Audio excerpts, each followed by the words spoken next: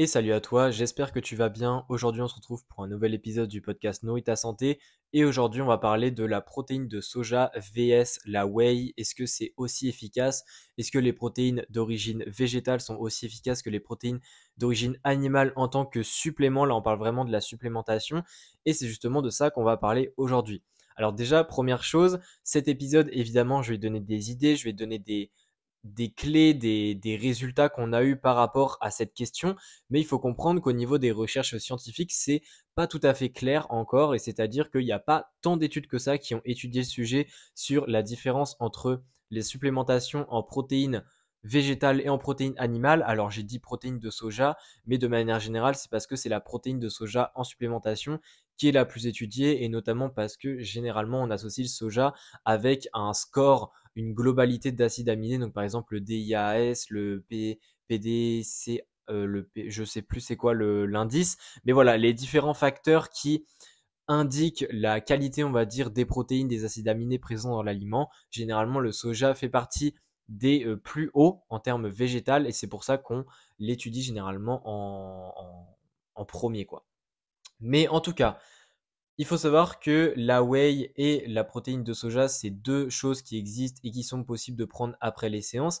Évidemment, quand on est végétarien, c'est possible de prendre de la whey, mais par contre, quand on est vegan, eh bien tout de suite, la whey n'est plus possible puisque il n'y a plus de produits laitiers et plus du tout de produits dérivés d'animaux. Et c'est pour ça qu'on peut directement se diriger vers la protéine de soja. Alors, il existe aussi la protéine de pois, etc., etc. Mais la protéine de soja, c'est celle que je vais, on va dire en termes dans cet épisode-là. La protéine de soja, déjà, je vais directement donner les résultats. Après, je vais expliquer un petit peu pourquoi en donnant pardon, des nuances, puisque évidemment, rien n'est noir ou blanc en nutrition. Il y a toujours des entre-deux.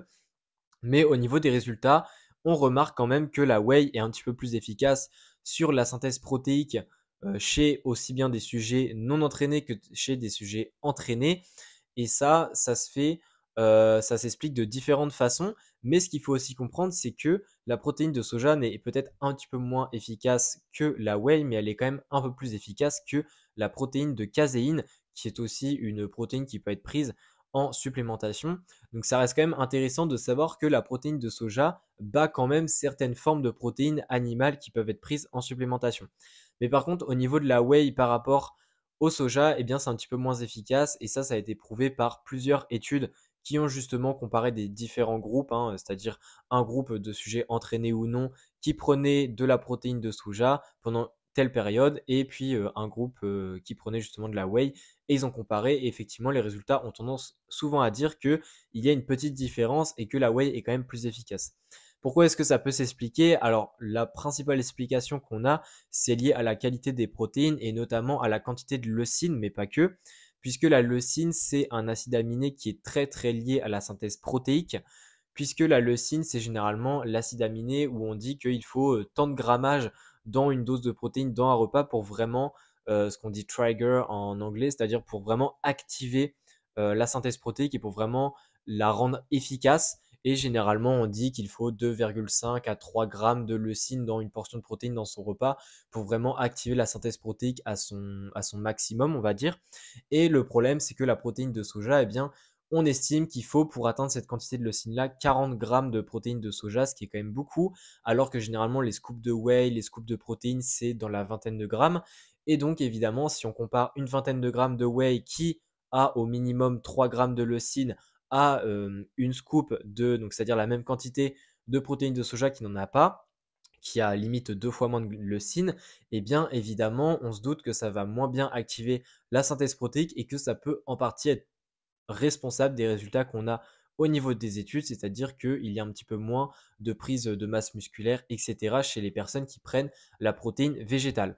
Mais par contre, évidemment, on a ces résultats-là, on a ces hypothèses-là, mais il faut aussi comprendre que la protéine végétale est quand même efficace, c'est-à-dire que dans les études, les personnes prennent du muscle, mais encore une fois, on parle vraiment d'optimisation et de comparaison par rapport à la whey, qui a quand même, on va pas se mentir, fait ses preuves depuis bien longtemps, et on sait que la whey, c'est un des meilleurs produits pour vraiment la prise de masse musculaire grâce à son schéma d'acides aminés, c'est-à-dire tous les acides aminés qu'il a au niveau des quantités, etc.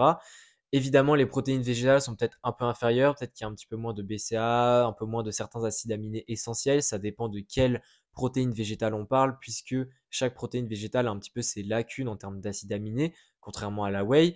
Évidemment, ça peut avoir des répercussions, mais encore une fois, je parle de ça dans cet épisode pour, oui, certes, montrer que les protéines végétales paraissent être moins efficaces que la whey, mais c'est surtout pour faire comprendre aussi qu'elles sont tout de même efficaces et que si tu es vegan, prendre de la protéine végétale peut être très intéressant selon tes entraînements, selon ton sport, selon tes besoins en protéines, mais aussi dans certains cas où durant certaines périodes, tu as du mal à atteindre tes apports en protéines et que tu souhaites atteindre tes apports en protéines qui sont un peu trop élevés et peut-être qu'avec le travail, tu es en déplacement, c'est compliqué de tout le temps manger une bonne dose de protéines.